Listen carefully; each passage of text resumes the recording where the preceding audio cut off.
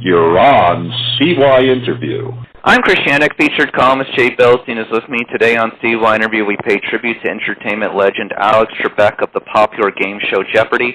To tell us who the game show host was, we welcome back one of his friends, Hollywood legend actress Ruta Lee. Ruta, thanks so much for joining us again on CYInterview this morning to remember Alex Trebek. We greatly appreciate it. Well, I'm delighted, even though it's a sad circumstance, to be back with you and your listeners, and a very, very lovely day to everybody. Thank you. Well, it's always great to have you on. I always enjoy hearing you, and I feel like I'm going back to a time in Hollywood that no longer exists anymore when I hear your voice. So, being someone who personally knew and worked with Alex Trebek, what should the world know about who he was and who we lost this week? I think what everybody didn't get to see in their living rooms on Jeopardy! Every day was the humanity. Well, you saw it a little bit, on camera. You see a lot of things. You see flaws, but you see good things too. His gentleness and his generosity was incredible and wonderful. And even more incredible than his generosity to me was another sign of generosity, and it was his wild and wicked and wonderful sense of humor. He was able, because he was of Russian extraction, basically, his father was Russian. He had heard accents all of his life, and especially growing up in part of Canada that was somewhat French Canada.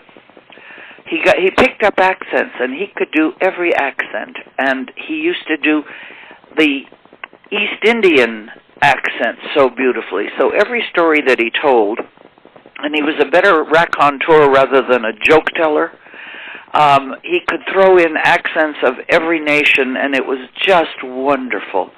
I'm sorry that the world didn't get to see some of that on their television screens every day. Over the last year of his life, you spent time with him in person and spoke with him, but you never asked him about his illness. What was his attitude and perspective like over the last year? He was quite amazing. He sort of felt like I'm going to work this as hard as I can, and if I don't make it, I don't make it. But he had a very resilient kind of feeling, and of course, the part that we don't know, we say he struggled. What the pain was awful. The debilitating effects of his chemo were awful. For him to go to tape a show and pull it together meant sometimes that he was bougie in the head, and his body just didn't want to get up and do whatever had to be done. So I give him lots and lots of credit for getting it together, because he loved working and he wanted to keep working. And in many ways, I think it kept him alive. But stop and think about it, gentlemen. He had like 2 years more than most people get out of the diagnosis of pancreatic cancer. Usually it's a month and you're gone. And so he did very, very well, and I salute his doctors, and above all, I salute him. And boy, do I salute his gorgeous wife. You worked on a game show with him called High Rollers in the 1970s, and I'm guessing that's where you both built your friendship that would last through both of your lives. Tell me about what that was like, filming in a studio right next to The Tonight Show with Johnny Carson. Take me back to that time. They were fabulous times. It was such fun to go to work. First of all, I was thrilled to death to walk into NBC, through the artist entrance, and there on the big entry walls were the stars of all of their shows, and there was my picture along with Alex next door to Bob Hope and Johnny Carson. Wow, that was kind of a thrill for me, And then to walk into the studio and my dressing room and kibitz with everybody and laugh and scratch, go out and tape a few shows, tape 3 shows, and then stop for a dinner break, have dinner, laugh and scratch again with the crew and all the members of the company, and go back and do 2 more. And as I am fond of saying, is that they usually served wine with the dinner break, at the dinner break, so the last two shows were usually much merrier than the first three. But I would borrow people from the Tonight Show, which was next door to us, right across the hall. And great stars would be appearing, and I would grab people that I knew and prevail upon them to come on over to our set and say hello to our live audience and say hello to our film audience, if the timing was right. And so that was, it was a very, very lovely part of my life, even though I had gotten married and was living in Texas. I was commuting every week into Burbank, lovely downtown Burbank, to film High Rollers. And to have that joyous experience with Alex every day and get paid at the end of the week was a dream, an absolute dream, and I would wish it on myself again and again and again. Jay? You know, it's interesting, as I'm listening and you're saying, Ruta, you know, this was in the 70s, I want to think that the show started up around the same time as the new Treasure Hunt, and if I remember what was back on TV at that time, I think there was SWAT, there was Angie Dickinson and Policewoman. I think a year or so later, there was Charlie's Angels. It was such a different time in the country. It was such a different time on television. And I look back to that time as kind of the golden age of television. Would you agree? Do you think we've lost something in television now? I totally agree with you. Let me tell you what we've lost, I think, as a nation, not just on television, and that is courtesy. A little bit of politeness. A little bit of, after you, Alphonse. You know what I'm saying. Sure. I find that all of our young people these days, maybe in Texas and some of the southern states, they still have a certain kind of gentility that I think is so gone now. But there's no politeness. There's no yes, ma'am, or yes, sir, or what can I do for you. It's awful. I don't like what's happened, and I think television has a great deal to do with it, and I think movies have a great deal to do with it. I think that wham bam, no thank you, ma'am, that goes on, and the ugliness that is portrayed everywhere has become natural to our young people. And we've raised 2 and 3 generations of young people who don't know what it is. And I kind of blame us in the industry somewhat for that, because that's what we've sold to everybody. It's a coarsening of society. It's a coarsening. You're right. And courtesy does matter. Courtesy counts. Dignity counts. Honor counts. Fairness counts. But I think that there's been too much chasing of the almighty dollar without thinking about what the true cost of that is. When sometimes you might think in your quiet time and say, hey, gee, I wish I was back, do you then think twice and say, no, I'm glad I'm not back, actually? Does that ever cross your mind? Nope, never, ever, Jay. I think that the people that I knew from that era are still the people that I love. A lot of them are gone now.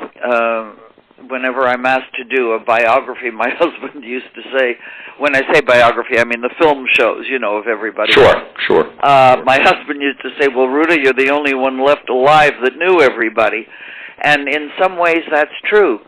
But it was a gentler time, and I am not sorry that I lived through it. Boy, it was wonderful. I mean, I'm happy to be alive, but I'm not happy with what's going on in our world, in our nation. I'm not happy about any of that, but I still have to say, hey, I'm here, I've survived, and I will continue to survive, and I'm forever, however, joyously happy that I had all the experiences that I did, and I got to meet some of the most wonderful, generous people in the world. And I say that because I'm an expert now at raising money after all these years. Remember that I've been heading up the Thalians for a long time, along with my best friend in the world, Debbie Reynolds, who now Rest in unfortunately peace. left me.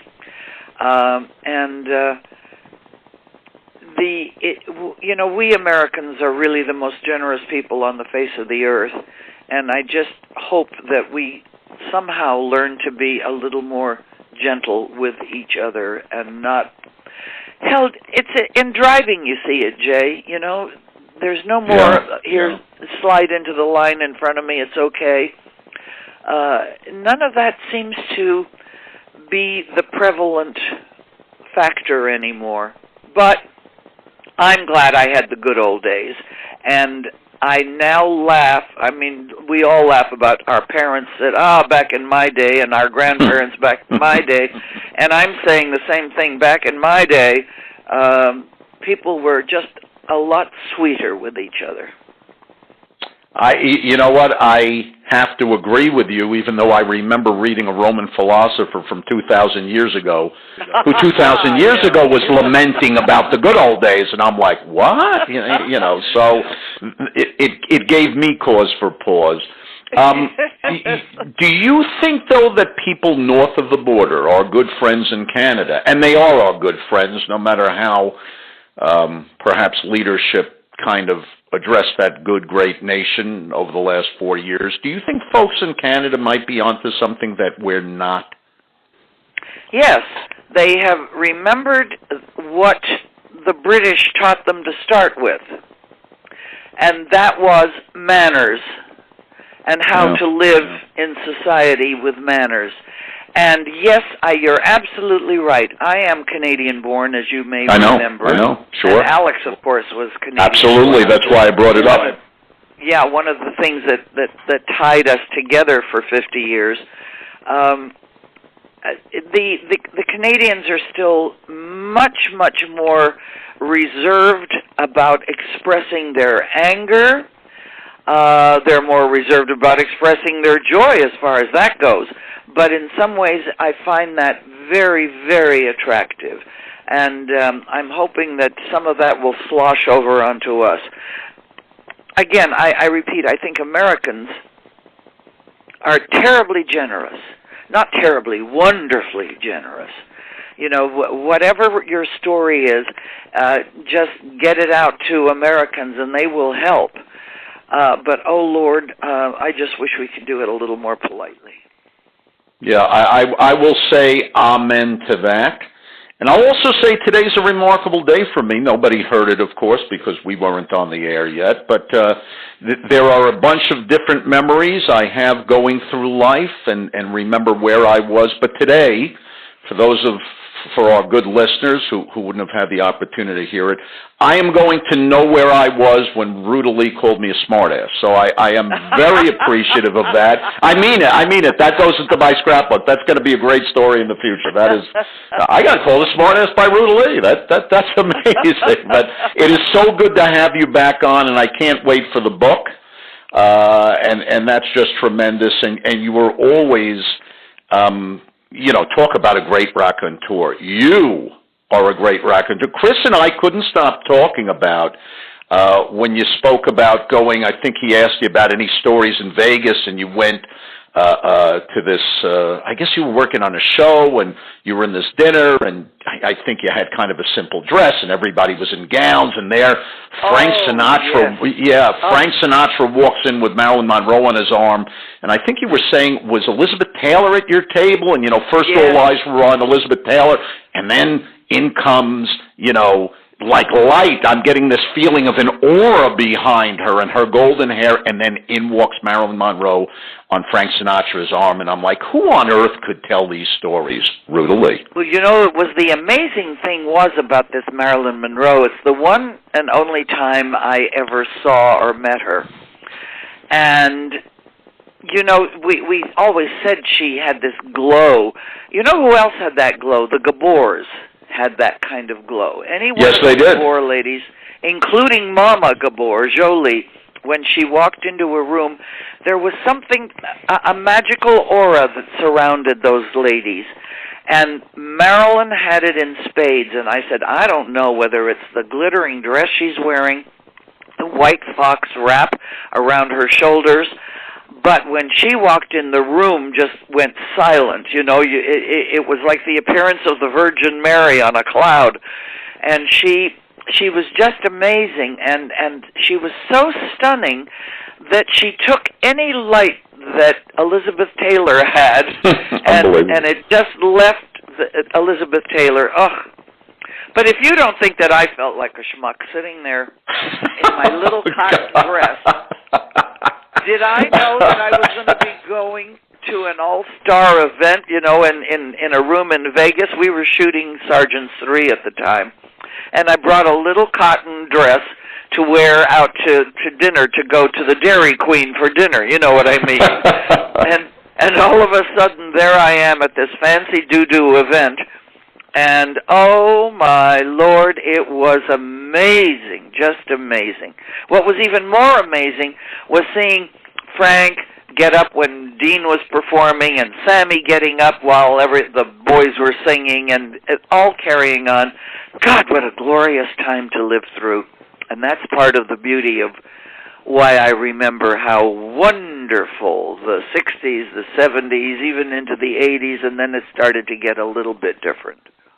I think, though, you're going to bring it back with the book, and I imagine you're going to do a lot of radio, hopefully TV as well, and it will be tremendous.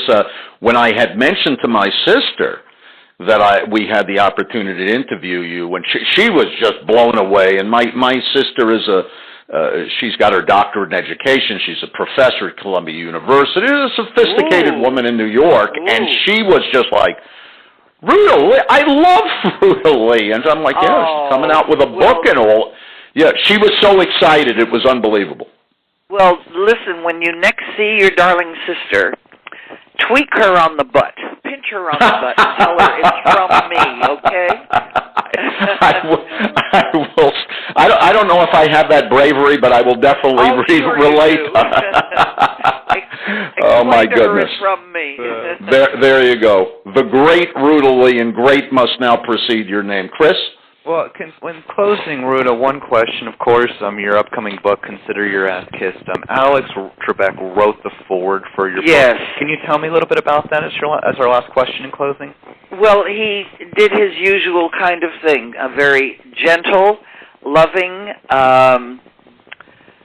what can I say? It was just so sweet that I said, Alex, can you do this for me? And it was a while before it came back, and I called and kind of had to nudge him again. And God bless his beautiful wife, Jean. She said he's doing it. It's just taking him a little while. And thank God he got it in, and I'm so grateful because the back leaf of the book is going to be a big picture of Alex and I together on high rollers.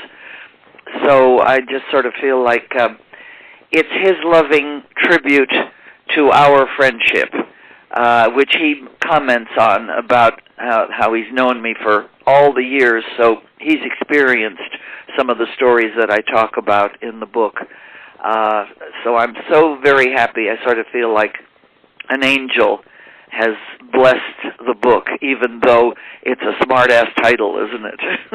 Well, you are a smart-ass, so there's nothing less than that. I mean, come on. I mean, we miss this kind of humor and good fun today in the world, and I think also, as you were talking about, to finish with, besides us not being nice or polite as we should be to one another, which I try to carry with myself every day, as a 35-year-old man, I understand what you're talking about. We also sometimes take ourselves too seriously, and there's not enough humor and humor from all of us and all that kind of stuff as well, and I miss that kind of humor from that earlier era that you were part of. Chris, quick question, Ruta. I'm going to ask Chris a question. Yeah. Chris, you're 35.